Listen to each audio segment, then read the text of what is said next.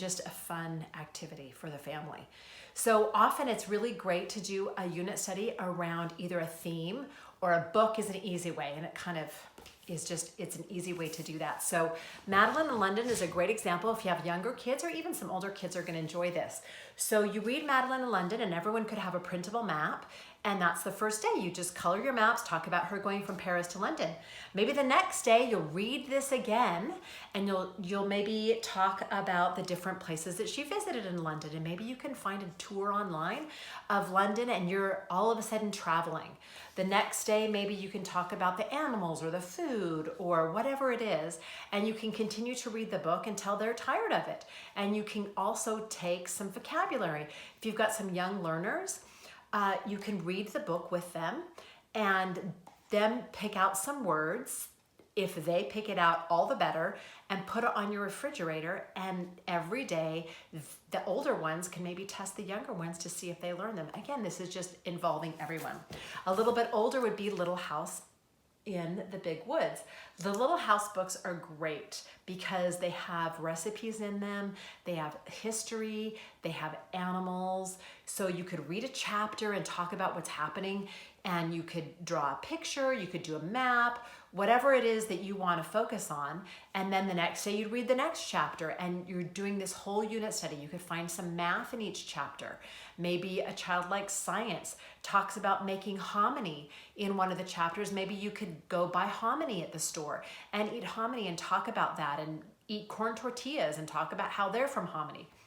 The list it just goes on and on. It's endless. A little bit older group, but again, like I said, these can be across age groups. You tailor it for the lowest and the oldest age. So this one, Harriet Tubman, a little bit more mature theme of slavery, but it's still good for kids to learn about. You could talk about the Underground Railroad. You could do geography across the United States and where that Underground Railroad went. You could also talk about the songs that they would sing and their secret quilts, and maybe watch a documentary or a movie, and you could just be immersed in this. Now, if the kids get more interested, then they can read and do things on their own on the side. But together as a family, you're just immersed in this world, and it's a great thing. Now, if you have kids that like science, or even at the same time, remember, we're just introducing education. Maybe you do that for part of the day, and then you maybe do a science theme, or maybe you have a child that only wants science. We did this often.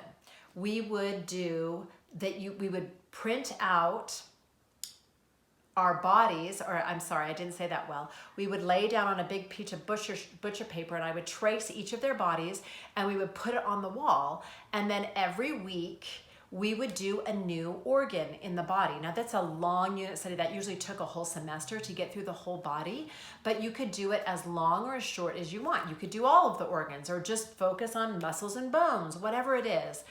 All that this is doing is it's introducing education in a fun and different and interesting way that you're just together as a family. Don't push it. Don't try to get them to learn math from Little House on the Prairie. Just do it a little at a time. And that way, before you know it, you're all learning together and also enjoying each other's company. And relax. It's just fun.